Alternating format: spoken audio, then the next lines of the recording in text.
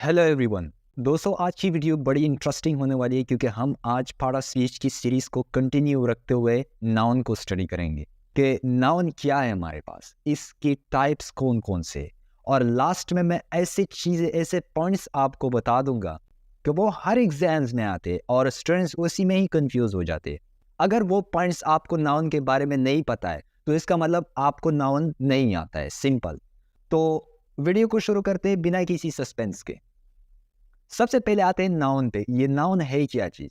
जिस तरह हम मेट्रिक स्कूल से आते जा रहे हैं कि नाउन की definition, the name of a person, place, feeling और आइडिया इज कॉल्ड नाउन।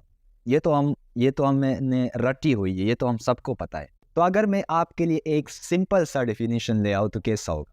और वो डिफिनीशन है, the name of anything in this world is called noun. किसी भी चीज़ के नाम को हम क्या कहेंगे? नाउन कहेंगे। जैसे air, water, rice, pens, boys, men, university, city, month, etc. किसी भी चीज को हम क्या कहेंगे? उसके नाम को अगर हम पकड़ सके तो उसको हम नाउन कहेंगे। अब इसके टाइप्स पे आते हैं, जो टाइप्स आप सबको पता है क्योंकि हम स्कूल से पढ़ते आ रहे हैं। ये टाइप बहुत इजी है, लेकिन हम जल्दी जल्दी इसको डिस्कस करते हैं, फिर लास्ट में हम मेन पॉइंट पे आते हैं, जो पॉइंट बहुत ही इंपॉर्टेंट है। टाइप्स कौन कौन से? टाइप्स सबसे पहले हम डिस्कस करने वाले हैं कंक्रीट एंड एब्स्ट्रैक्ट नाउन को।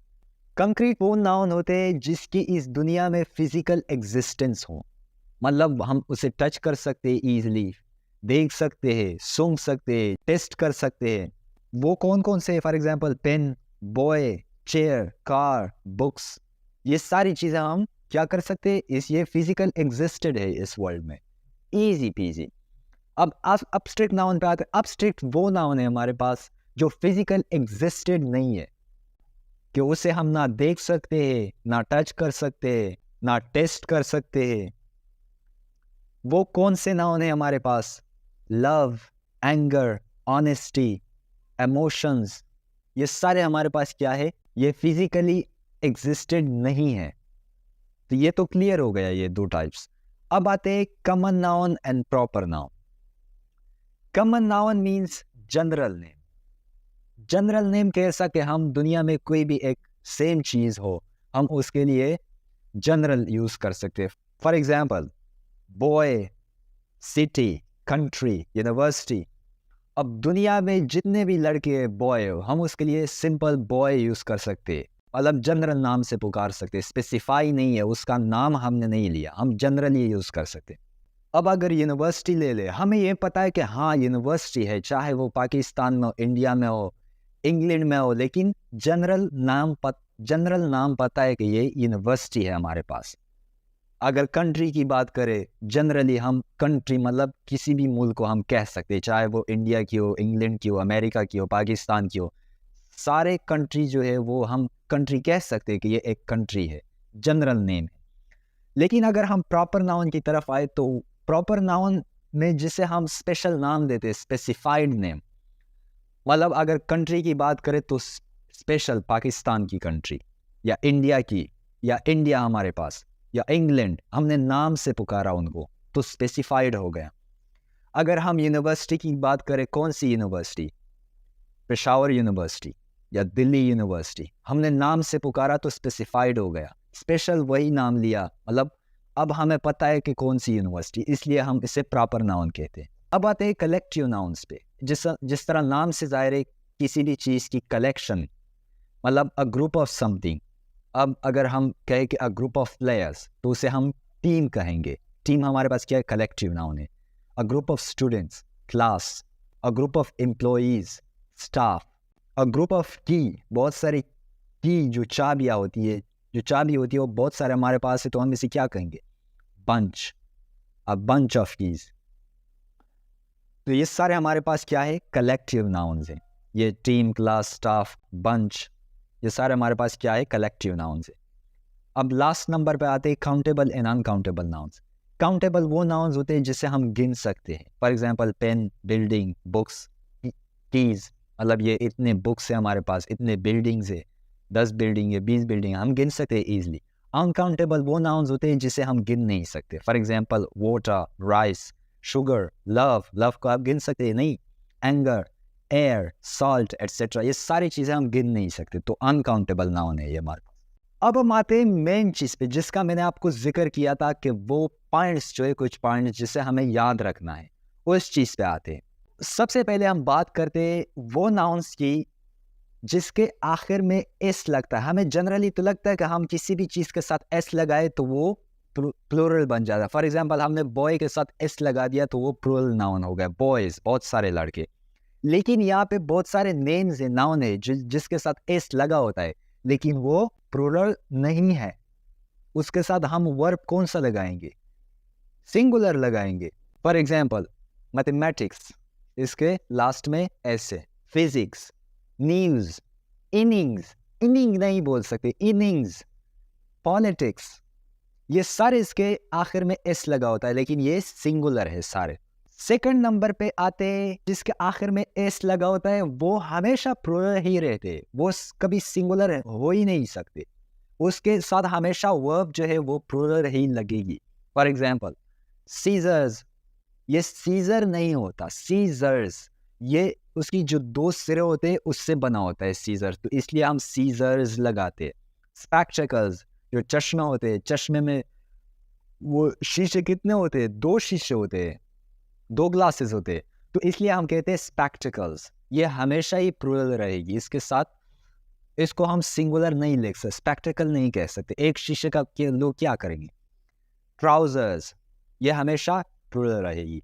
इस तरह पेंट्स, पेंट नहीं होगा, तो पेंट्स हमारे पास क्या है? प्लूरल है।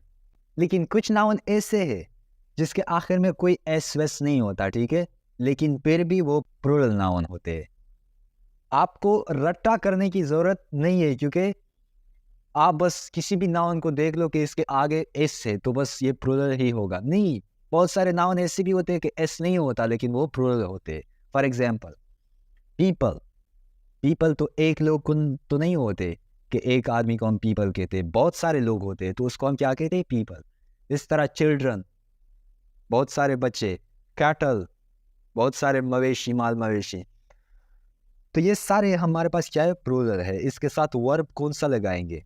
पीपल इज नहीं होगा, पीपल आर, मतलब हमेशा प्लूरल वर्ब लगाएंगे इसके साथ। अब अनकाउंटेबल नाउन्स की बात करते। अनकाउंटेबल नाउन्स जो है ना हमारे पास, वो हमेशा सिंगुलर ही रहेंगे, वो प्लूरल बन ही नहीं सकते। फॉर एग्जाम्पल, अगर आप वर्ब लगाओगे तो वर्ब जो है ना वो हमेशा सिंगुलर वर्ब लगाओगे, प्लूरल वर्ब आता ही नहीं इसके साथ, क्योंकि ये प्लूरल बन ही नहीं सकते। फॉर एग्जाम्पल, वाटर है हमारे पास, वाटर तो हमेशा सिंगुलर ही रहेगी, क्योंकि अगर हम पेन की बात करें कि ये हमारे पास 2 पेन है, 3 पेन है, मतलब प्लूरल बन गए। लेकिन वाटर को कैसे कहोगे कि हमारे पास 2 पानी है, 3 पानी है? ये तो कुछ सेंस ही नहीं बनता, तो इसलिए ये हमेशा सिंगुलर ही रहेगी। वाटर इज, ये आप बोलोगे, वाटर आर नहीं बोल सकते, ठीक है, सिंपल। फर्नीचर हो गया, पोइट्री हो गया, एयर हो गया, ये सारे हमारे पास क्या है?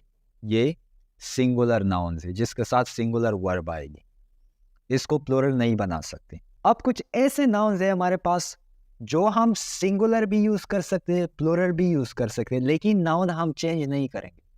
सेम वर्ड को हम एज ए सिंगुलर यूज कर सकते हैं, एज ए प्लूरल यूज कर सकते हैं, उसमें कोई चेंज नहीं होता। जैसे डियर हो गया हमारे पास, ये डियर्स नहीं बोल सकते। शिप हो गए हमारे पास, बेड जो होती है, शिप को हम बस इसी तरह रखेंगे, शिप इज हम कहेंगे, शिप आर कहेंगे, मतलब दोनों हम यूज कर सकते हैं सिचुएशन के हिसाब से। फिश हो गया, fish is, fish are, simple. अगर ज्यादा है आर का यूज होगा, अगर एक है इसका यूज होगा। नाउन में कोई स्पेलिंग में फर्क नहीं आएगा, ये बात ध्यान में रखें। अब लास्ट पे आते हैं कलेक्टिव नाउन्स। अब कलेक्टिव नाउन्स जो है ना वो उसके साथ हमेशा सिंगुलर वर्ब आएगी, क्योंकि कलेक्टिव नाउन्स जो है वो एक ही कंसीडर की जाती है, सिंगुलर कंसीडर की जाती है। फॉर एग्जाम्पल, अगर हम एक सेंटेंस ले, the team dash heading toward the dressing room, तो टीम यहाँ पे सिंगुलर है, मतलब सारे एक टीम में जा रहे, तो the team is heading toward the dressing room, हम इसका यूज करेंगे, सिंगुलर वर्ब का। ये बात समझ में आ गई? आई होप के आपको ये क्लियर है। हेलो एवरीवन, दोस्तों आज हम बात करने वाले हैं प्रोनाउंस के बारे में, तो वीडियो को शुरू करते बिना किसी सस्पेंस के। सबसे पहला क्वेश्चन, प्रोनाउंस किसे कहते हैं? सेकंड क्वेश्चन, हम क्यों प्रोनाउंस को यूज करते? अगर हमारे पास ऑलरेडी नाउन्स है तो हम प्रोनाउंस को क्यों यूज करेंगे? तो प्रोनाउंस की डेफिनेशन पे आते हैं, a word that replaces a noun. एक ऐसा वर्ड जो हम नाउन की जगह पे लिख सकते हैं उसे हम प्रोनाउंस कहते हैं। For example, he, she, it, they, you, her, him, हो, एटसेट्रा। ये तो इसका डेफिनेशन हो गया। अब आते हैं क्यों हम यूज करते हैं इसे। प्रोनाउंस को हम इसलिए यूज करते हैं ताकि रिपीटिशन को अवॉइड कर सके, कोई भी सेंटेंस में रिपीटिशन ना आ जाए। For example, John is absent today because John is इल।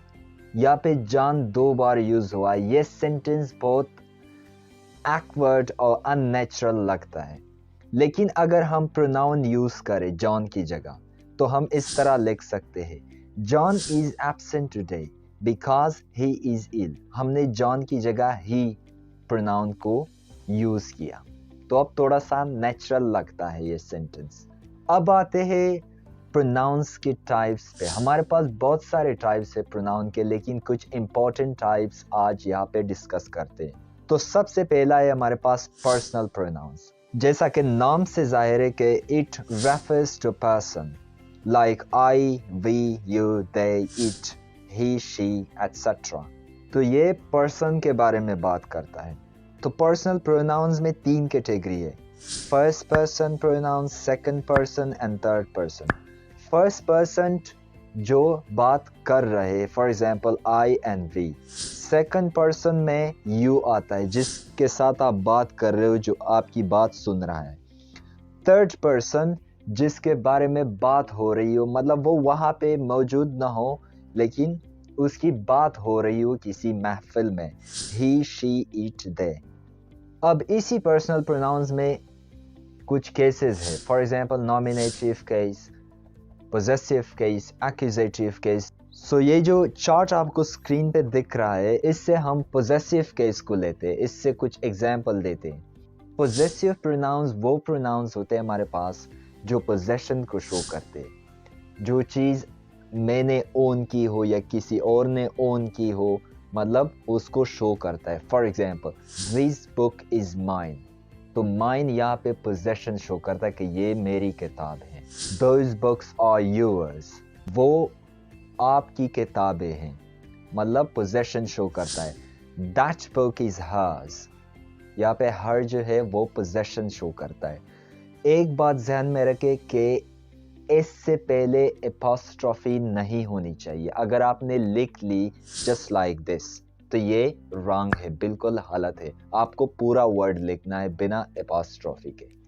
अब आते हैं सेकंड टाइप पे, which is reflexive pronoun. Reflexive pronoun वो प्रोनाउन होते हैं जो वापस सब्जेक्ट की तरफ रिफ्लेक्स करते हैं, विच बाउंसेस बैक टुवर्ड सब्जेक्ट। इसका मतलब क्या? मतलब ये कि जो ऑब्जेक्ट और सब्जेक्ट है हमारे पास वो एक ही चीज़ है, एक ही चीज़ के बारे में बात हो रही है। For example, I hurt myself. यहाँ पे माई सेल्फ जो है ना वो ऑब्जेक्ट है और आई जो है ना वो सब्जेक्ट है। तो आई एंड माई सेल्फ ये एक ही शख्स के बारे में बात हो रही है, तो इसे हम रिफ्लेक्सिव प्रोनाउन कहते हैं। When I look into the mirror, I talk to myself. Third example है, you will hurt yourselves. तो ये है हमारे पास रिफ्लेक्सिव प्रोनाउंस। लेकिन मजे की बात यह है कि इंग्लिश में टोटल रिफ्लेक्सिव प्रोनाउंस हमारे पास कितने, आपको पता है? हमारे पास 8 रिफ्लेक्सिव प्रोनाउंस है, जो अभी आप स्क्रीन पे दिख रहे हो। बस इन 8 रिफ्लेक्सिव प्रोनाउंस को याद कर लेना, आपका काम बहुत आसान हो जाएगा। थर्ड टाइप्स है हमारे पास डिमॉन्स्ट्रेटिव प्रोनाउंस। डिमॉन्स्ट्रेटिव प्रोनाउंस वो प्रोनाउंस होते हैं जो डिमॉन्स्ट्रेट करते हैं, शो करते हैं किसी भी चीज़ को। For example, this is a present from my uncle. मतलब एक गिफ्ट के बारे में बात हो रही है कि ये मेरे चाचा की तरफ से एक गिफ्ट है मेरे लिए। तो दिस इज डेमोन्स्ट्रेट कर रहा है। This car is better than that car. ये गाड़ी उस गाड़ी से अच्छी है। That is your cat. इशारा कर रहा है कि वो आपकी बिल्ली है। तो ये सारे डिमॉन्स्ट्रेट कर रहे हैं, तो इसलिए हम इसको डिमॉन्स्ट्रेटिव प्रोनाउंस कहते हैं। This, these, that, those, there, here, etc. ये सारे हमारे पास क्या है? डिमॉन्स्ट्रेटिव प्रोनाउंस है। फोर्थ नंबर टाइप है हमारे पास इनडेफिनेट प्रोनाउंस। इनडेफिनेट नाम से जाहिर है कि अनआइडेंटिफाइड, जो स्पेसिफाइड नहीं हो, जो हमें पता नहीं है कि कौन है। मतलब ये जो प्रोनाउंस है, जिस प्रोनाउंस की बात हो रही है वो कौन है हमारे पास, तो इसलिए हम इसको इनडेफिनेट प्रोनाउंस कहते हैं। ये जो चार्ट दिख रहा है आपको, ये सारे के सारे हमारे पास इनडेफिनेट प्रोनाउंस है और सारे के सारे सिंगुलर हैं। तो जहाँ पे भी वर्ब यूज होगा वो सिंगुलर वर्ब यूज होगा इसके साथ, ये बात ध्यान में रखें। For example, somebody has stolen my watch. Somebody means it could be anybody. किसी भी एक शख्स ने मेरी घड़ी चुरा ली है, ये कोई भी हो सकता है, तो ये एक आदमी की बात हो रही है। यहाँ पे आप इस तरह नहीं कह सकते somebody have stolen my watch, क्योंकि somebody सिंगुलर है तो सिंगुलर वर्ब ही आएगा has. Nobody was there to rescue the child. ये आप इस तरह नहीं कह सकते nobody were there to rescue the child. Nobody एक बॉडी के लिए इशारा है, तो ये सिंगुलर है, सिंगुलर वर्ब ही आएगा इसके साथ। समझ में आई? ये इंडेफिनिट प्रोनाउंस बहुत इजी है। अब लास्ट टाइप है हमारे पास interrogative pronouns. As it's obvious from its name, it ask questions. Question पूछते। For example, who is there, whose is this book, what is the matter, about whom you are talking।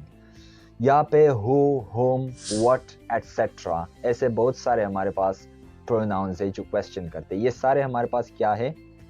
Interrogative pronounce हैं। तो ये थी आज की हमारी videos pronounce के बारे में। Hello and welcome back to my YouTube channel English Lit Capsule। तो आज की वीडियो में हम बात करने वाले हैं वर्ब्स के बारे में।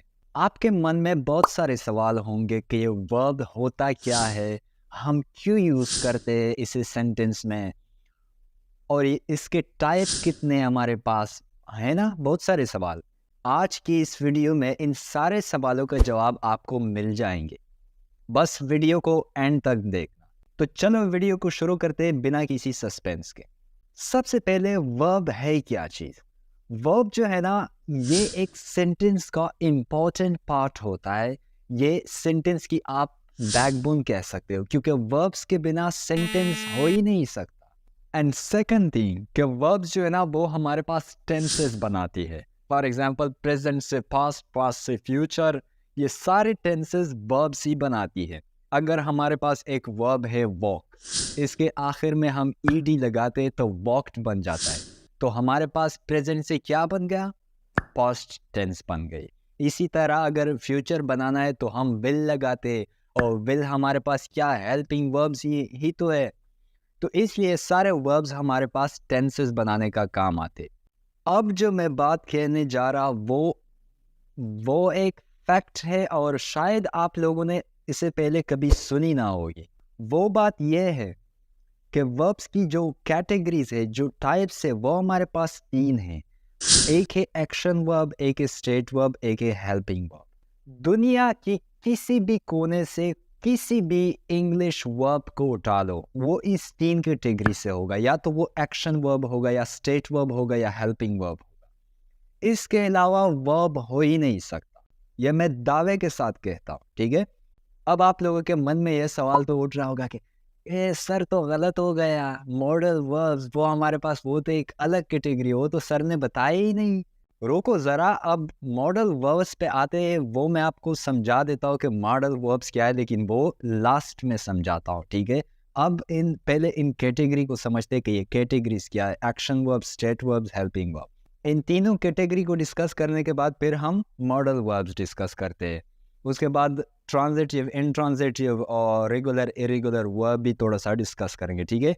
तो सबसे पहले आते हैं एक्शन वर्ब जो है हमारे पास। ये कौन से वर्ब होते हैं? Action verb as is obvious from its name, नाम से पता चलता है कि ये एक्ट करते हैं, एक्शन करते हैं, मतलब फिजिकल इन्वॉल्वमेंट। वो वर्ब्स जो फिजिकल एक्टिविटी मतलब करते हैं। फॉर एग्जाम्पल कैसे? Play, run, jump, sit, stand, talk, fight, kick et cetera. ये हमारे पास सारे फिजिकल एक्टिविटी है, इसमें हम मूव करते हैं अपने बॉडी को। तो ये सारे क्या हो गए, ये एक्शन वर्ब हो गए। एग्जाम्पल के जरिए समझाने की कोशिश करते हैं। John plays cricket every day. John plays मतलब खेलता है क्रिकेट, तो यहाँ पे प्लेज जो है ना वो एक्शन वर्ब है। या इस तरह के से Hasnain jumped over the wall, jumped means action verb. तो ये हमारे पास हो गया एक्शन वर्ब जिसमें फिजिकल एक्टिविटी हो रही है, आपकी बॉडी मूव कर रही है। दूसरी कैटेगरी है स्टेट वर्ब्स का। स्टेट वर्ब्स वो वर्ब्स है जिसमें फिजिकल एक्टिविटी नहीं होती, मतलब उसमें आपकी कोई भी बॉडी पार्ट्स मूव नहीं करती, कोई काम नहीं करती। फॉर एग्जाम्पल कौन से हमारे पास, like, no, to be verb, उसमें क्या थे, इज, एम, आर, पास्ट में जो हम वाज वर यूज करते या फ्यूचर में बीन, बीइंग का यूज करते, तो ये सारे टू बी में आते हैं।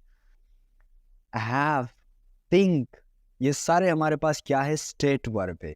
क्या थिंकिंग में आपको कोई फिजिकल एक्टिविटी करनी पड़ती है, नहीं करनी पड़ती। नो, किसी को जानना, क्या इसमें फिजिकल एक्टिविटी है, नहीं है हमारे पास। Like, for example she likes vanilla ice cream, तो लाइक करती इसका मतलब तो नहीं कि वो फिजिकल एक्टिविटी कर रही है। शी लाइक्स ये एक स्टेट बता रही है, एक सिचुएशन बता रही है, ठीक है।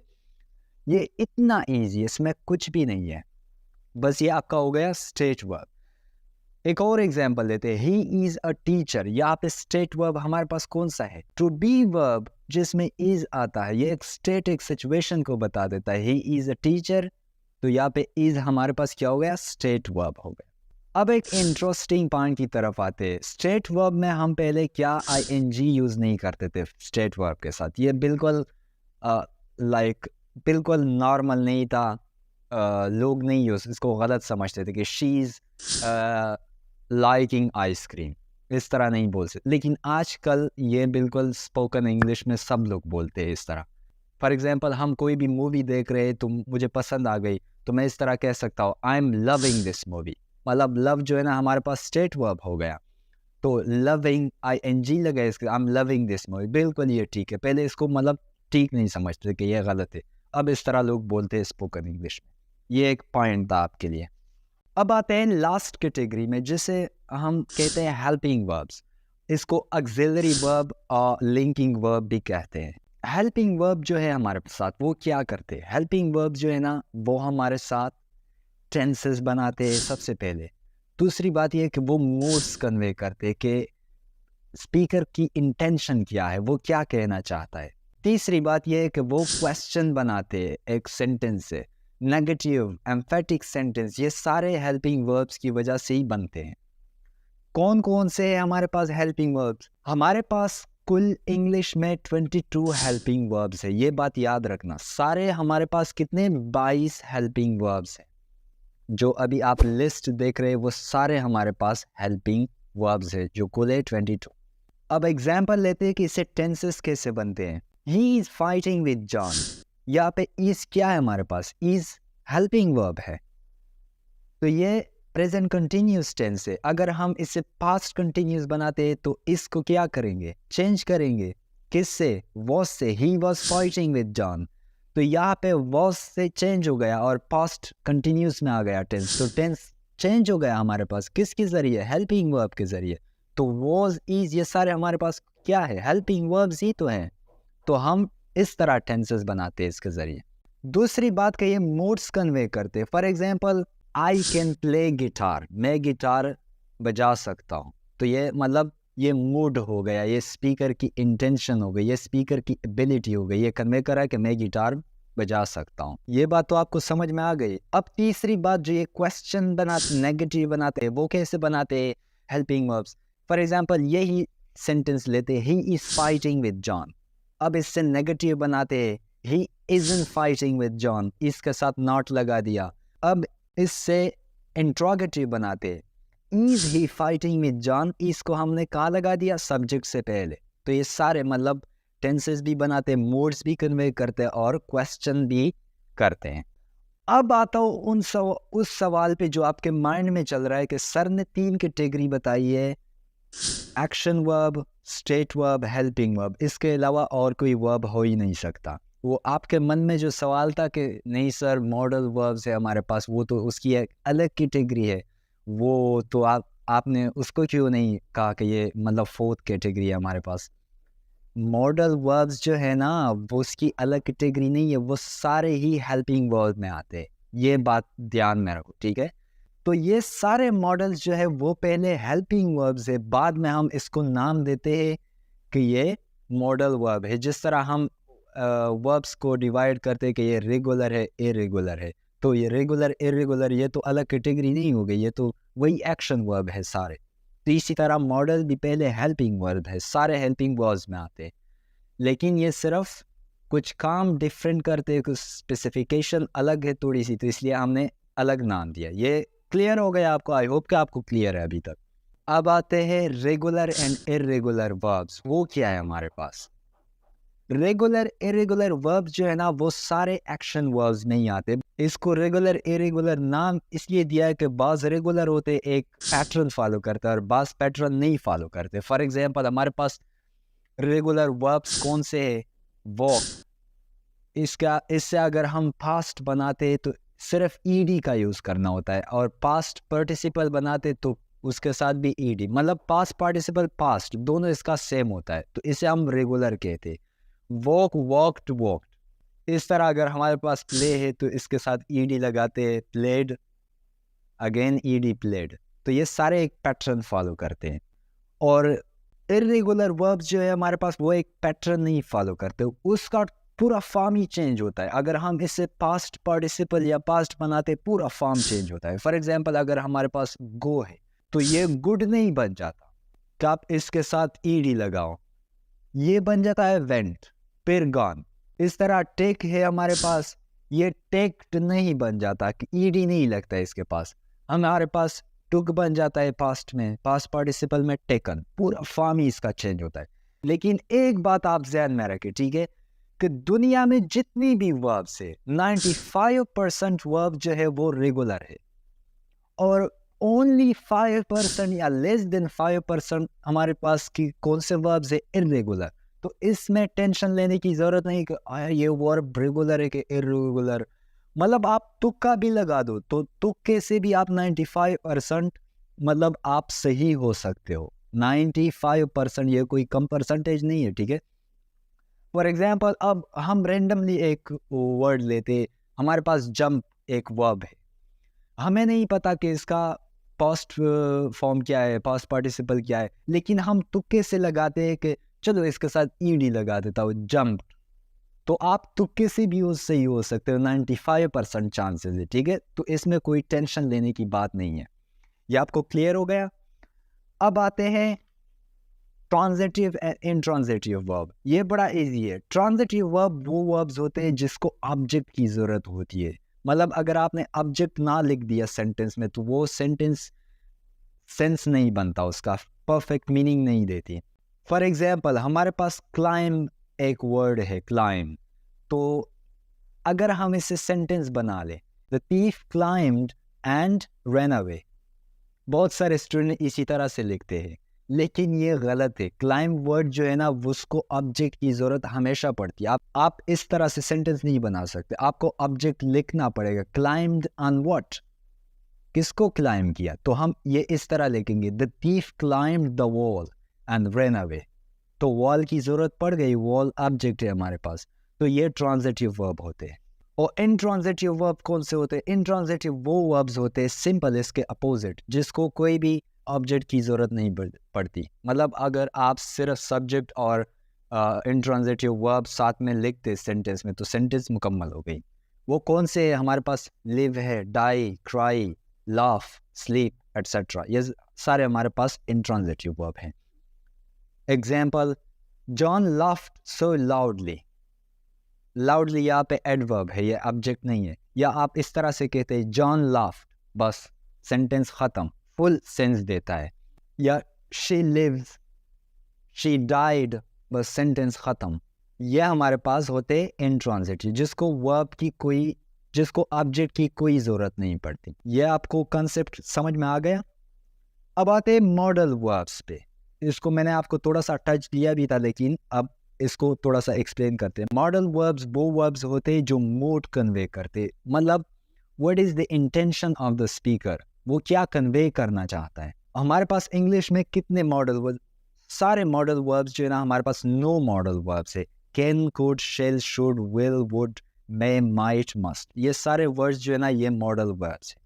ये डिफरेंट टाइप मूड कन्वे करते हैं। कोई परमिशन के बारे में, कोई एडवाइस देता है, कोई एबिलिटी के बारे में शो करता है, कोई प्रोबेबिलिटी शो करता है। For example, it may rain और you can say it might rain, ये दोनों प्रोबेबिलिटी मतलब शो करता है कि चांसेस कितने, या तो 40-45% चांसेस है रेन के, या 60-80%, तो आप इस तरह कह सकते हैं। या आप एबिलिटी के बारे में बात कर रहे हो तो आप इस तरह कह सकते हो, they can play guitar. Can मतलब आपकी एबिलिटी शो करता है कि आप प्ले कर सकते हो गिटार को, तो ये एबिलिटी हो गया।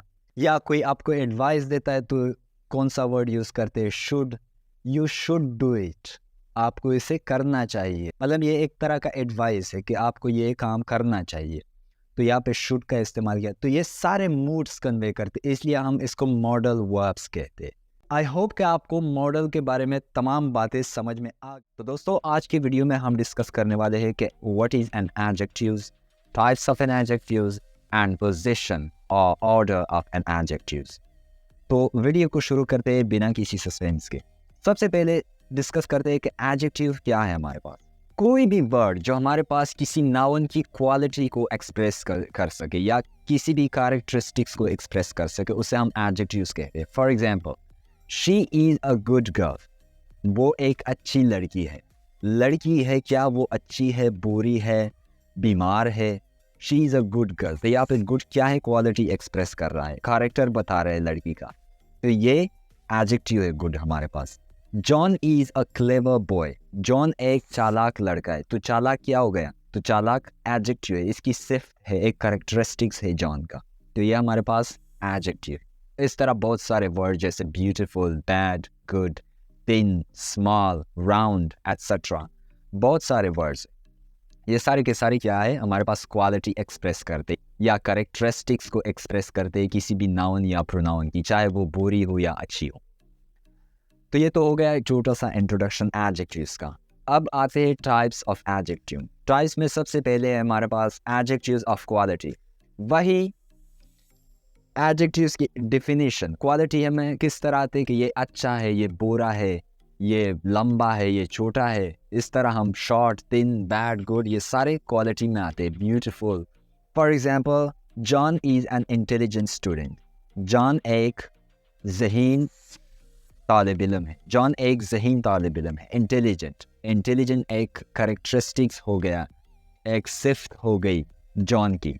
सेकंड एग्जांपल है, कृति इज़ अ ब्यूटीफुल गर्ल, कृति लड़की तो है लेकिन कैसी लड़की है, अगली है, बुरी दिख रही है कि अच्छी दिख रही है, she is a beautiful girl. तो यहाँ पे क्या है, ब्यूटीफुल मीन खूबसूरत, तो ये एक सिफत है उसकी, उसकी एक क्वालिटी है, तो ये ब्यूटीफुल एडजेक्टिव है हमारे पास। तो इसमें एक दो यूज़ हम करते हैं छोटे छोटे, एक है एट्रीब्यूटिव यूज़ और दूसरा है प्रेडिकेटिव यूज़। बहुत ईजी है। एट्रीब्यूटिव यूज़ वो है जब एडजेक्टिव्स किसी भी नाउन से पहले आ जाए। For example, he is a great king, तो किंग यहाँ पे नाउन है हमारे पास, इससे पहले ग्रेट आ गया, तो ग्रेट हमारे पास एडजेक्टिव है, तो किंग से पहले ग्रेट आ गया, तो इसको हम एट्रीब्यूटिव यूज़ कहते हैं। John is a strong man, यहाँ पे स्ट्रॉन्ग एडजेक्टिव है, किससे पहले आई है, मैन, मैन नाउन है हमारे पास, नाउन से पहले आई है, ये हमारे पास क्या है, एट्रीब्यूटिव यूज़। सेकंड है प्रेडिकेटिव यूज़, जो एडजेक्टिव्स वर्ब के बाद आ जाए उससे हम प्रेडिकेटिव यूज़ कहते हैं। फॉर एग्जाम्पल, क्लारा इज़ इल, यहाँ पे इस क्या है हमारे पास, हेल्पिंग वर्ब है और लिंकिंग वर्ब भी कह सकते हैं। इल क्या है, एडजेक्टिव है, तो वर्ब के बाद आ गई एडजेक्टिव, तो इसे हम प्रेडिकेटिव यूज़ कहते हैं। शी फेल्ट बेड, यहाँ पे फेल्ट क्या है, स्टेट वर्ब है, और बेड क्या है, एडजेक्टिव है, तो स्टेट वर्ब के बाद आ गई एडजेक्टिव, तो इसे हम कहते हैं प्रेडिकेटिव यूज़। अब हम आते हैं एडजेक्टिव की डिग्री पे, कौन कितना बुरा है, कौन कितना अच्छा है, कौन कितना खूबसूरत है, तो डिग्री में हम कंपैरिजन करते हैं। जब हम दो नाउन को एक दूसरे के साथ कंपेयर करते हैं तो हम कंपैरेटिव डिग्री यूज़ करते हैं। For example, my brother is taller than you, मेरा भाई आपसे लंबा है, मतलब दो पर्सन की बात हो रही है यहाँ पे। तो यहाँ पे टॉलर क्या है, कंपैरेटिव डिग्री है। लेकिन अगर हम एक शख्स को बहुत सारों के साथ कंपेयर कर रहे हैं एट अ टाइम, तो वहाँ पे हम सुपरलेटिव डिग्री का यूज़ कर रहे हैं। For example, Babar Azam is the greatest batsman. यहाँ पे दूसरे शख्स की बात नहीं हो रही जिससे हम बाबर आजम को कंपेयर कर रहे हैं, लाइक स्मिथ, विराट कोहली, इसके साथ हम इसका नाम मेंशन नहीं है, लेकिन हमने कह दिया कि इज़ द ग्रेटेस्ट बैट्समैन। पूरी दुनिया में बाबर आजम सबसे बेहतरीन बैट्समैन है, सबसे बड़ा बैट्समैन है। इसका मतलब हम सारी दुनिया के साथ बाबर आजम की कंपैरिजन कर रहे हैं, तो वहाँ पे हम सुपरलेटिव डिग्री यूज़ करते हैं, इसलिए इसका नाम भी सुपरलेटिव है, सुपर से निकला है। तो अब आते ये डिग्री हम बनाते कैसे, तो यह है आपके सामने positive, absolute, comparative degree and superlative degree. Positive में कुछ वर्ड्स है, for example voice, old, strong, beautiful. अब इसकी कंपैरेटिव डिग्री कैसे बनाएंगे, बहुत आसान है। जस्ट एंड में आपको आर या ई आर का इजाफा करना है। फॉर एग्जांपल, अगर वॉइस है तो वाइजर बनेगा, ओल्ड है ओल्डर, स्ट्रॉन्ग है स्ट्रॉन्गर। लेकिन ब्यूटीफुल है तो यहाँ पे ब्यूटीफुलर ये नहीं हो सकता। अब मैं बाद में आपको समझाता हूँ कि मोर का यूज़ यहाँ पे क्यों हुआ है, आर या ई आर का इजाफा क्यों नहीं हुआ।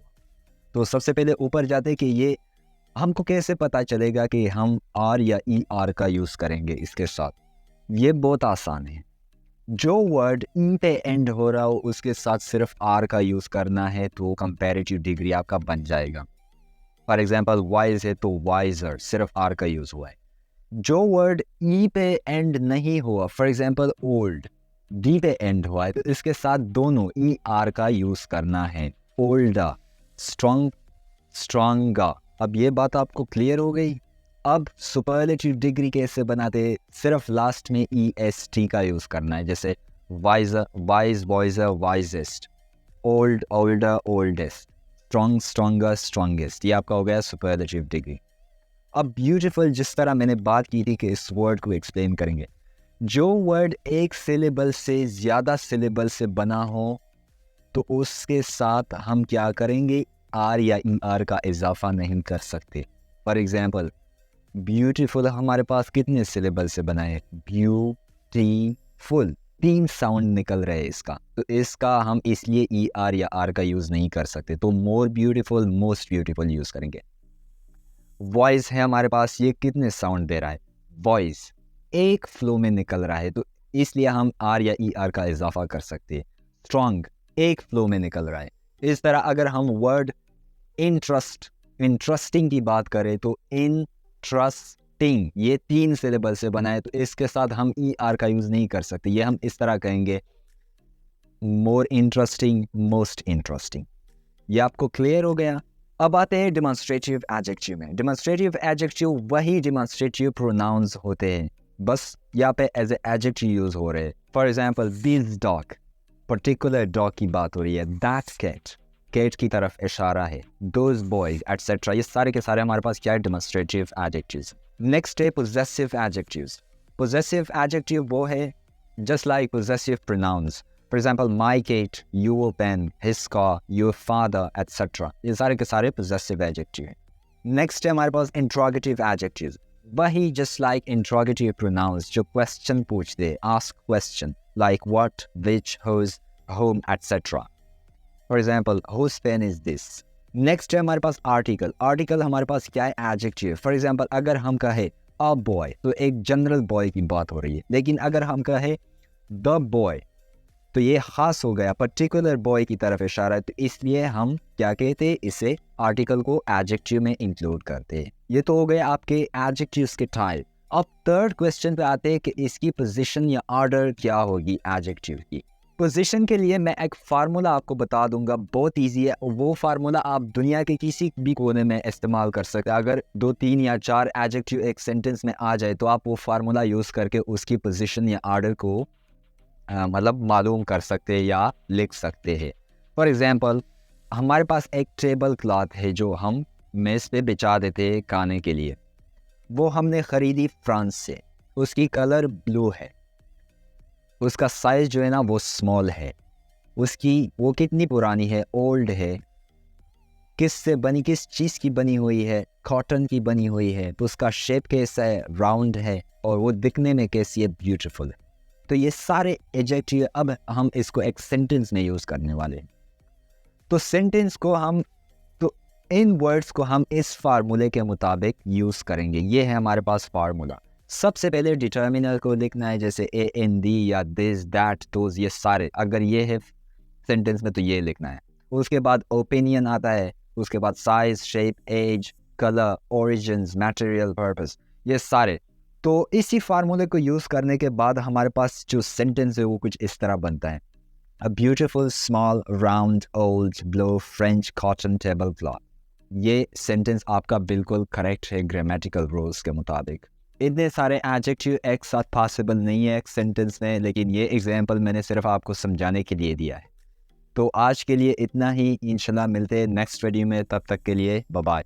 हेलो एवरीवन, दोस्तों आज की वीडियो में हम डिस्कस करेंगे कि एडवर्ब क्या है हमारे पास, इनके टाइप्स क्या क्या है, और कंपैरिजन ऑफ एडवर्ब किसे कहते हैं। तो वीडियो को शुरू करते हैं बिना किसी सस्पेंस के।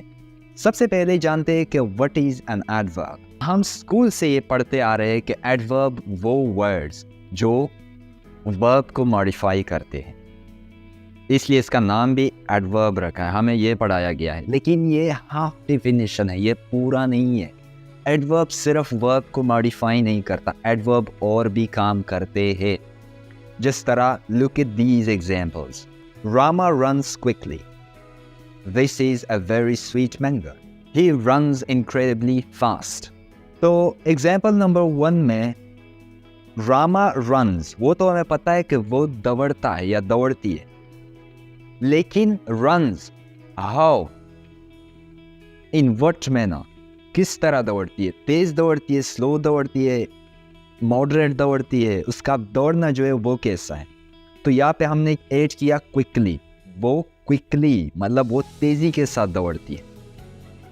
तो क्विकली ने वर्ब रन को मॉडिफाई किया यहाँ पे। ये तो वो जो डिफिनेशन हम स्कूल से पढ़ते आ रहे हैं, ये तो उसका एग्जाम्पल है। अब एग्जाम्पल नंबर 2 को देखो। This is a very sweet mango. अगर हम इस तरह कहें this is a sweet mango, तो स्वीट यहाँ पे क्या है, हमारे पास एडजेक्टिव है, लेकिन इसके आगे हमने वेरी लगा दिया। वेरी स्वीट, स्वीट तो है, हाउ मच, कितना स्वीट है। तो वेरी ने बता दिया कि वेरी स्वीट, बहुत ज़्यादा स्वीट। तो वेरी जो हमारे पास एडवर्ब है, उन्होंने एडजेक्टिव स्वीट को यहाँ पे मॉडिफाई कर दिया। अब एग्जाम्पल नंबर 3 को देखो। He runs incredibly fast. ये तो हमें पता है कि ही रन्स फास्ट। फास्ट क्या है, एडवर्ब है हमारे पास यहाँ, लेकिन इनक्रेडिबली यहाँ पे हमने लिख दिया। तो फास्ट एडवर्ब है, इनक्रेडिबली फास्ट मतलब हाउ फास्ट। इनक्रेडिबल ने बता दिया कि बहुत ज़्यादा फास्ट, मतलब वो 300 की स्पीड से जा रहे हैं। तो यहाँ पे एक एडवर्ब ने दूसरे एडवर्ब को क्या कर दिया, मॉडिफाई कर दिया। तो रियल डिफिनेशन एडवर्ब की क्या होनी चाहिए, वो है a word that modifies the meaning of a verb, an adjective or another adverb is called an adverb. अब समझ में आ गई, ये आपको जहन में रखना है। ये तो हो गई एक छोटी सी इंट्रोडक्शन।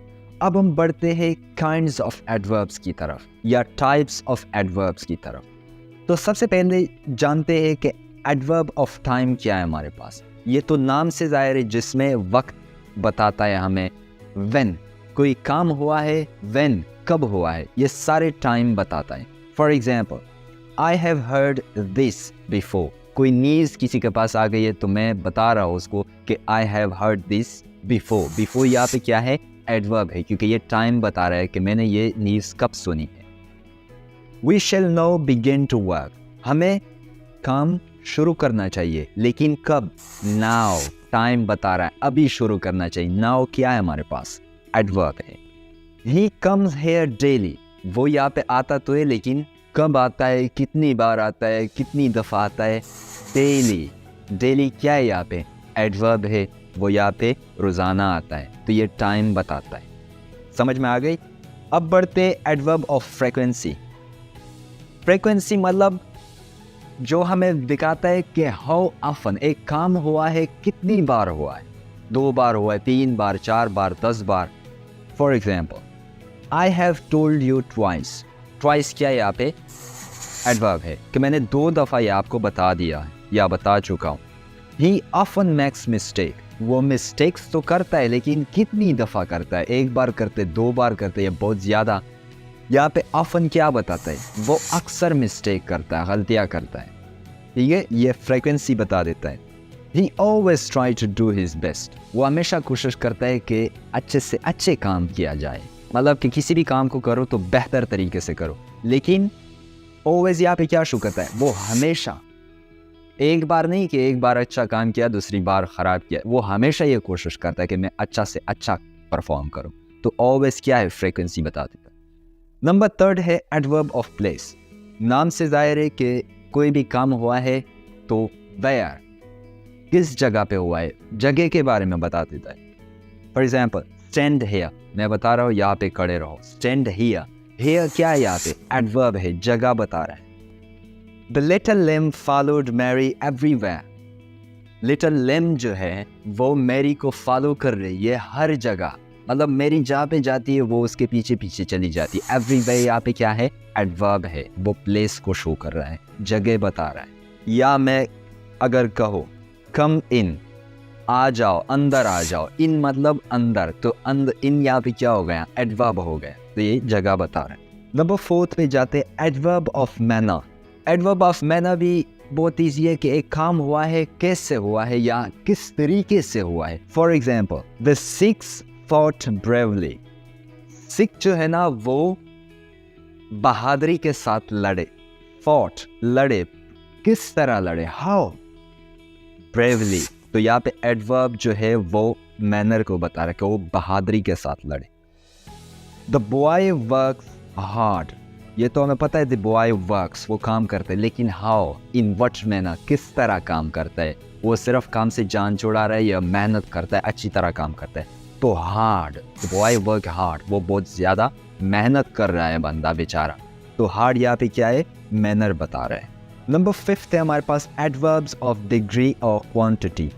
एडवर्ब ऑफ डिग्री और क्वांटिटी शो करता है हाउ मच एक काम हुआ है, वो कितनी मकदार में हुआ है, क्वांटिटी बता रहा है, या किस हद तक हुआ है। For example, I am fully prepared. मैं एग्ज़ाम की तैयारी कर रहा हूँ, आई एम प्रिपेयर्ड, मैं तैयार हूँ, लेकिन how much, up to what extent, कितना मैं तैयार हूँ, मैं अपने बारे में कितना कॉन्फिडेंट हूँ। तो यहाँ पे एडवर्ब हमने लगा दिया फुली। फुली मतलब कि मैं अच्छी तरीके से वेल प्रिपेयर्ड हो, तो फुली यहाँ पे एडवर्ब है जो डिग्री क्वांटिटी बता रहा है। तो ये तो हो गए हमारे पास कुछ टाइप्स। अब आते हैं कंपैरिजन ऑफ एडवर्ब्स पे। हम एडवर्ब को कैसे कंपेयर, जिस तरह हम वर्ब्स को कंपेयर करते हैं एडजेक्टिव के, ये इर्रेगुलर है, ये रेगुलर है, तो इस तरह हम एडवर्ब की भी कंपैरिजन करते हैं। जो एडवर्ब 1 सिलेबल से बना है, मतलब वो एक ही फ्लो में आप प्रोनाउंस कर सकते हो। फॉर एग्जाम्पल, फास्ट, लॉन्ग, तो उसकी जो कंपैरेटिव एंड सुपरलेटिव डिग्री बनती है, कंपैरेटिव में सिर्फ ER या R का इजाफा करना है, और सुपरलेटिव में आपको EST लगाना है। फॉर एग्जाम्पल, फास्ट का हो गया फास्टर एंड फास्टेस्ट, लॉन्ग का हो गया लॉन्गर एंड लॉन्गेस्ट। लेकिन जो एडवर्ब LY पे एंड होते हैं, तो उसका जो कंपैरेटिव एंड सुपरलेटिव है वो ER या EST से नहीं बन सकता, उसके साथ आपको मोर एंड मोस्ट लगाना पड़ता है। फॉर एग्जाम्पल, स्विफ्टली, तो उस कंपैरेटिव में हम क्या करते हैं? मोर स्विफ्टली, एंड सुपरलेटिव में मोस्ट स्विफ्टली। इस तरह स्किलफुली, मोर स्किलफुली, मोस्ट स्किलफुली। तो यहाँ पे कुछ ऐसे एडवर्ब्स है जो इर्रेगुलर एडवर्ब हम उसे कहते हैं, जिसकी कोई ऐसे फॉर्म नहीं है कि उसके पीछे आप ER लगा दो या EST लगाओ तो उसकी कंपैरेटिव एंड सुपरलेटिव डिग्री बन जाएगी। वो इर्रेगुलर है, जैसे इर्रेगुलर एडजेक्टिव्स एंड वर्ब्स, उसी तरह जो अभी आपको स्क्रीन पे शो हो रहे हैं, जैसे वेल है, better and best, much, more, most, little, less, least, late, later, latest, near, nearer, next. ये सारे क्या है? इर्रेगुलर है। ये आपको याद करने पड़ते हैं, मतलब वो टाइम के साथ आपको याद आ जाता। तो ये थी हमारी आज की वीडियो। इंशाल्लाह मिलते इसी पार्ट ऑफ स्पीच को कंटिन्यू रखते हुए नेक्स्ट वीडियो में, तब तक के लिए बाय बाय। Hello everyone. तो दोस्तों आज हम पार्ट ऑफ स्पीच की सबसे इजी टॉपिक्स के बारे में बात करने वाले, जिसका नाम है प्रीपोजिशन। तो वीडियो को शुरू करते हैं बिना किसी सस्पेंस के। सबसे पहले जानते हैं कि प्रीपोजिशन है क्या चीज़। प्रीपोजिशन जो है ना, ये हमारे पास नाउन या प्रोनाउन की रिलेशन को एक्सप्रेस करता है। किसके साथ? सेंटेंस के अदर पार्ट के साथ, मतलब दूसरे हिस्से के साथ, यूजुअली ऑब्जेक्ट के साथ। और वो रिलेशन कैसे एक्सप्रेस करता है? For example, I am in the class. यहाँ पे आई का जो रिलेशन है क्लास के साथ, वो कौन रिप्रेजेंट कर रहा है? इन, मैं क्लास में हूँ। तो इन जो है ना, वो रिलेशन बना रहा है आई का, यानी प्रोनाउन का ऑब्जेक्ट के साथ। सेकंड एग्जाम्पल है जॉन इज एट होम। यहाँ पे जॉन का रिलेशन होम के साथ, मतलब घर के साथ, कौन बना रहा है? एट, मतलब जॉन घर पे है, जॉन घर पर है। तो एट जो है ना, वो जॉन का रिलेशन बना रहा है होम के साथ। ये बात आपको समझ में आ गई? अब आगे चलते। प्रीपोजिशन जो है ना, ये यूजुअली हमें तीन बातें बताता है। एक है डायरेक्शन, सेकंड है टाइम, और थर्ड है हमारे पास प्लेस, मतलब जगह। डायरेक्शन कैसे बताता है? For example, the cat jumped on to the table. मतलब बिल्ली जो है ना, उन्होंने मेज पर क्या किया? जंप किया। तो वो शिफ्ट हो गई, किसी जगह से दूसरी जगह पे शिफ्ट हो गई, जो इस वक्त हमारा क्या है? टेबल है। तो ये क्या बता रहा है? डायरेक्शन बता रहा है। सेकंड है हमारे पास टाइम। टाइम कैसे बताता है?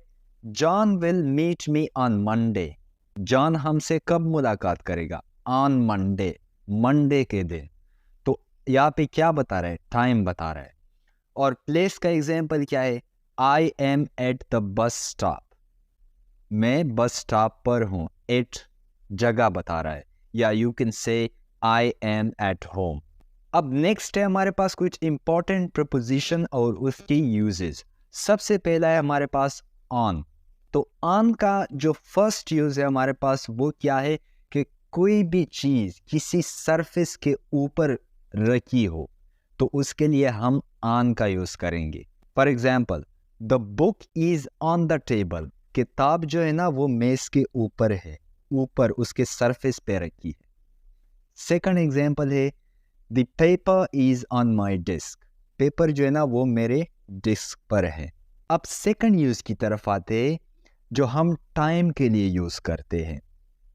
For example, he will come on Monday. वो मंडे को आएगा। तो ऑन मंडे, मंडे क्या है हमारे पास? टाइम शो कर रहा है। ऑन मंडे, मंडे के दिन।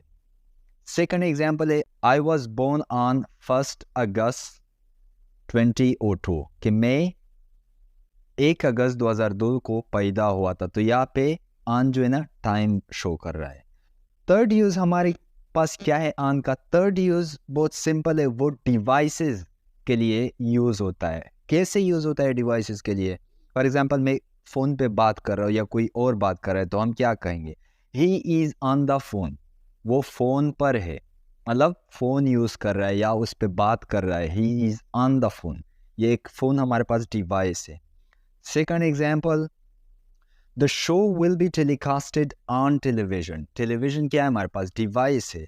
तो यहाँ पे ऑन का यूज हुआ है कि कोई भी शो है वो टेलीकास्ट किया जाएगा टेलीविजन पर, ऑन टेलीविजन पर। अंडरस्टूड? अब सेकंड इंपॉर्टेंट प्रीपोजिशन है हमारे पास ऑन टू। ऑन टू हमारे पास कैसे यूज होता है? ऑन टू जो है ना, वो मोमेंट शो कर रहा है कि कोई भी चीज किसी दूसरी तरफ जा रही हो, मतलब डायरेक्शन शो कर रहे हैं, मोमेंट शो कर रहे हैं। For example, move the books on to the shelf. हमारे पास कुछ किताबें, मैं किससे कह रहा हूं कि उसको मूव करो, शेल्फ पे रख दो। तो हम क्या कहेंगे? Move the books on to the shelf, मतलब वो मूव की जा रही है, उसे मूव किया जा रहा है किताबों को। तो ये मोमेंट शो कर रहा है। दूसरा एग्जाम्पल है, the cat jumped on to the table. Cat किसी और जगह पे थी, अभी जंप किया ऑन टू द टेबल, मेज पर। मतलब मेज पर बैठ गई, तो ऑन टू द टेबल हम ऑन टू यूज करेंगे क्योंकि ये मोमेंट को शो कर रहा है। थर्ड प्रीपोजिशन है upon.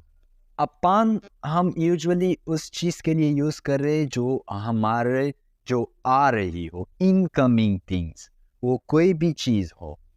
For example, Eid is almost upon us. Eid हमारे सर पर है, या ईद हमारे सर पर है, मतलब सर पर का मतलब यहाँ पे कि वो आने वाली है कुछ ही दिन में। Exam will be soon upon us. Exam जल्दी ही हम पे आने वाला है, मतलब होने वाला है। आज के लिए इतना ही, इंशाल्लाह मिलते हैं नेक्स्ट वीडियो में, तब तक के लिए bye bye. Hello everyone and welcome back to my YouTube channel. दोस्तों, आज हम डिस्कस करेंगे पार्ट ऑफ स्पीच की लास्ट टॉपिक, कंजंक्शन को, types of conjunction and punctuation of conjunction. क्योंकि पंक्चुएशन में बहुत सारे स्टूडेंट मिस्टेक करते हैं और मैं चाहता हूँ कि वो मिस्टेक आप रिपीट ना करें। तो वीडियो को शुरू करते हैं बिना किसी सस्पेंस के। तो सबसे पहले जानते हैं कि what is a conjunction. Conjunction क्या है हमारे पास। तो डेफिनेशन जानने से पहले ये एग्जाम्पल देख ले। She likes coffee and T. She enjoys hiking and camping in the mountains. Kim wanted to work in Paris, but she couldn't find a job there. इस एग्जाम्पल से आपने क्या सीखा? देखो ध्यान से। एग्जाम्पल नंबर फर्स्ट में हमारे पास जो कंजंक्शन है एंड, ये हमारे पास दो वर्ड्स कॉफी एंड टी को आपस में कनेक्ट कर रहा है। एग्जाम्पल नंबर सेकंड में जो कंजंक्शन है एंड, यह हमारे पास दो फ्रेजेस को कनेक्ट कर रहा है। कौन से?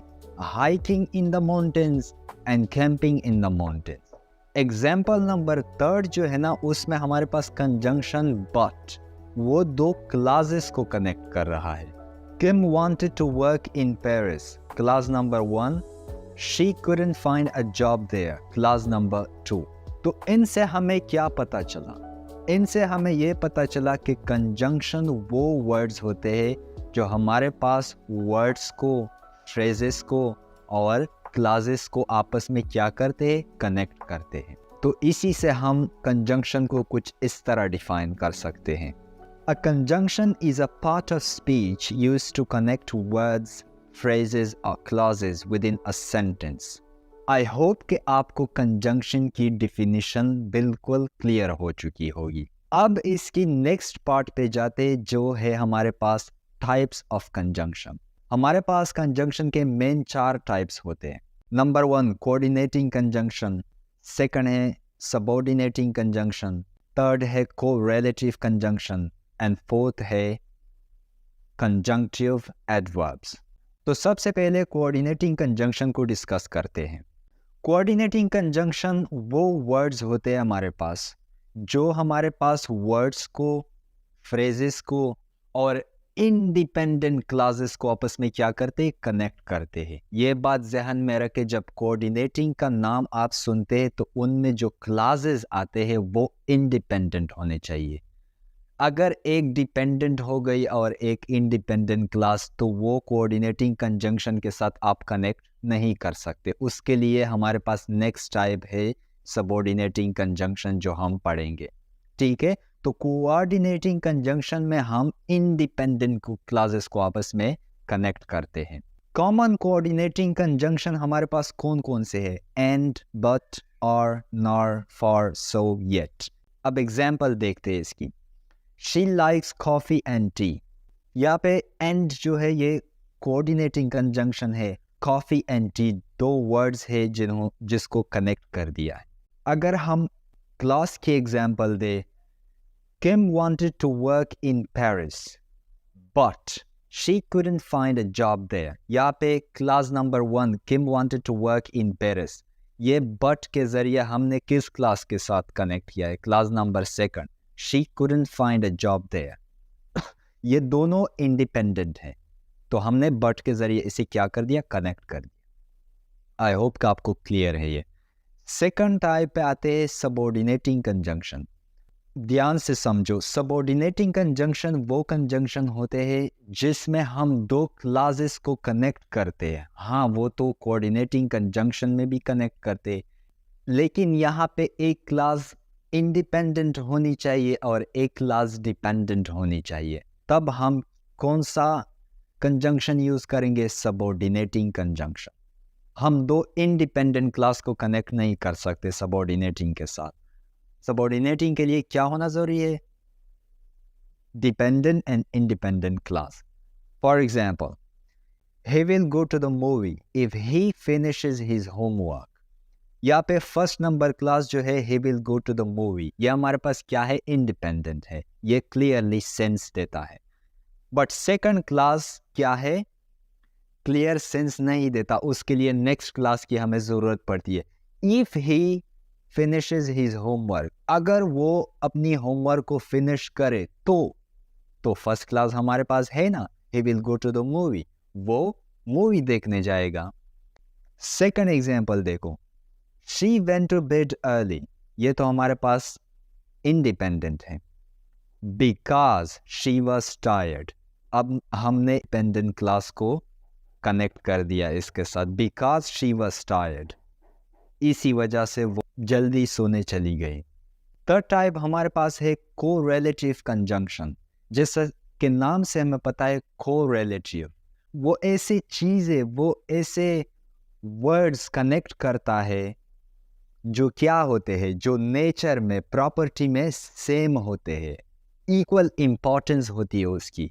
आप सवाल करेंगे कि सर ये कैसे, तो मैं अभी आपको एग्जाम्पल देता हूँ, आप फिर समझ आएंगे। You can have either cake और पाई। अब ये देख लो, जब मैं इक्वल नेचर और इक्वल इम्पोर्टेंस की बात कर रहा था, यहाँ पे हमारे पास दो खाने की चीज़ें हैं, फूड है हमारे पास। यू हैव ईदर केक और पाई, तो केक और पाई की नेचर या इम्पोर्टेंस क्या है? सेम ही है ना, सेम नेचर के है, दोनों फूड है। तो ये हमने यूज़ किया ईदर और को। सेकंड एग्जाम्पल देख ले, he is not only intelligent but also hard working. यहाँ पे हार्ड वर्किंग और इंटेलिजेंट जो है, ये दो ऐसे वर्ड्स है जो हम कंजंक्शन के ज़रिए कनेक्ट कर रहे हैं, जो सेम इम्पोर्टेंस और इक्वल नेचर के कैरेक्टरिस्टिक्स बता रहा है किसी भी शख्स की। तो यहाँ पे हमने किसका यूज़ किया? Not only and but also, इस कंजंक्शन को यूज़ किया जिसे हम कोरिलेटिव कंजंक्शन कहते हैं। आई होप कि आपको क्लियर है। फोर्थ टाइप है हमारे पास कंजंक्टिव एडवर्ब। कंजंक्टिव एडवर्ब वो ऐसे कंजंक्शन होते जो असल में एडवर्ब है, लेकिन हम एज ए कंजंक्शन भी यूज़ करते उसे। कंजंक्टिव एडवर्ब वो एडवर्ब होते हैं जो इंडिपेंडेंट क्लासेस को कनेक्ट करते हैं और आइडियाज़ की रिलेशन बता देते हैं। कॉमन कंजंक्शन हमारे पास कौन से है? however, therefore, consequently, moreover, nevertheless, furthermore, etc. अब एग्जाम्पल देखते हैं कि ये कैसे आइडियाज़ को मतलब हम इसमें स्टडी कर सकते हैं या कनेक्ट करते हैं। She loves to read, however, she rarely finds the time. ध्यान से समझो, यहाँ पे कंजंक्टिव एडवर्ब में हमेशा जो है ये एडवर्ब से, ये कंजंक्शन से पहले आपको क्या? सेमी कॉलन लगाना पड़ेगा, जो डॉट है और एक कॉमा होता है साथ में, उसे आप लगाओगे फर्स्ट क्लास के बाद, फिर उसके बाद कंजंक्शन, फिर उसके बाद सेकंड क्लास। और क्लासेस जो है दोनों इंडिपेंडेंट होने चाहिए। जहाँ यहाँ पे शी लव्स टू रीड, ये इंडिपेंडेंट है। however, she rarely finds the time, ये क्या है? दोनों इंडिपेंडेंट है। तो हम इसे क्या करते हैं? कंजंक्टिव एडवर्ब के साथ भी कनेक्ट कर सकते हैं, जो एक आइडिया के बारे में हमें इन्फॉर्म करता है। आइडिया यहाँ पे इस एग्जाम्पल में क्या है? स्टडी का आइडिया, पढ़ाई के बारे में बात हो रही है। तो ये हो गया फोर्थ टाइप। आई होप कि आपको टाइप्स क्लियर है कंजंक्शन के। अब हम जो मेन चीज़ है जो हमने कहा था कि कॉमन मिस्टेक लोग इसमें क्या करते हैं, जो बहुत ज़रूरी है एग्ज़ाम पॉइंट ऑफ व्यू से। अच्छा, सबसे पहले ये एग्जाम्पल देख लो, कोऑर्डिनेटिंग कंजंक्शन का एग्जाम्पल है। Abdul gifted N iPad to his mother for her birthday and she loved it. या कॉमा जो है हम लगाएंगे या नहीं लगाएंगे? अगर लगाएंगे तो किस जगह लगाएं? बहुत सारे स्टूडेंट ये क्या करते हैं कि कॉमा यहाँ पे नहीं लगाते, वो सोचते हैं कि यहाँ पे एंड आया है तो कॉमा की ज़रूरत ही नहीं, लेकिन ऐसा नहीं है। कोऑर्डिनेटिंग कंजंक्शन में जब हम दो इंडिपेंडेंट क्लासेस को कनेक्ट करते हैं तो ये ध्यान में रखें कि फर्स्ट क्लास जो हमारे पास होता है उसके बाद कॉमा लगता है, तो बर्थडे के बाद हमें कॉमा लगाना होगा, ठीक है, उसके बाद एंड फिर another independent clause. Second example देखो, Kim wanted to work in Paris but she couldn't find a job there. यहाँ पे कॉमा किस जगह लगेगा? पेरिस के बाद लगेगा, ठीक है। ये कोऑर्डिनेटिंग कंजंक्शन में आपको जहन में रखना है। सेकंड जो पंक्चुएशन रूल है हमारे पास, जो मिस्टेक लोग करते वो ये करते, पहले ये एग्जांपल देख ले। Because we have an exam tomorrow we are going to study all night. अब आप यहाँ पे देखो कि कॉमा किस जगह लगता है कि नहीं लगता है। अगर लगता है तो किस जगह लगेगा? वेल, कॉमा यहाँ पे लगता है। ये सबऑर्डिनेटिंग की बात हो रही है। पहले मैं बता दूं, सबऑर्डिनेटिंग में अगर हमारे पास एक तो इंडिपेंडेंट और एक डिपेंडेंट क्लास होती है, तो सबऑर्डिनेटिंग में अगर डिपेंडेंट क्लास फर्स्ट आ गया और इंडिपेंडेंट सेकंड आ गया तो फर्स्ट क्लास के बाद हमें कॉमा पुट करना होगा। ये बात जहन में रखें। अब एग्जाम्पल सेकंड को देखो, we are going to study all night because we have an exam tomorrow. Same sentence है हमारे पास, लेकिन हमने इसकी पैटर्न को चेंज कर दिया। हमने पहले इंडिपेंडेंट क्लास को लेकर और बाद में डिपेंडेंट क्लास को लेकर। अगर हम इस तरह लिखते हैं तो हमें कोई कॉमा की पुट करने की ज़रूरत नहीं। ये सबऑर्डिनेटिंग की बात कर रहा हूँ, ठीक है। एक दफ़ा फिर कहता हूँ, अगर इन सबऑर्डिनेटिंग कंजंक्शन में अगर कोई एग्जाम्पल है जिसमें डिपेंडेंट क्लास फर्स्ट आए और इंडिपेंडेंट क्लास सेकंड आए तो फर्स्ट क्लास के बाद कॉमा लगता है। अगर हम इंडिपेंडेंट क्लास को फर्स्ट लेके और डिपेंडेंट क्लास को क्या सेकंड में लेके तो उसमें कॉमा की ज़रूरत नहीं। आज के लिए इतना ही, इंशाल्लाह मिलते नेक्स्ट वीडियो में, तब तक के लिए बाय बाय।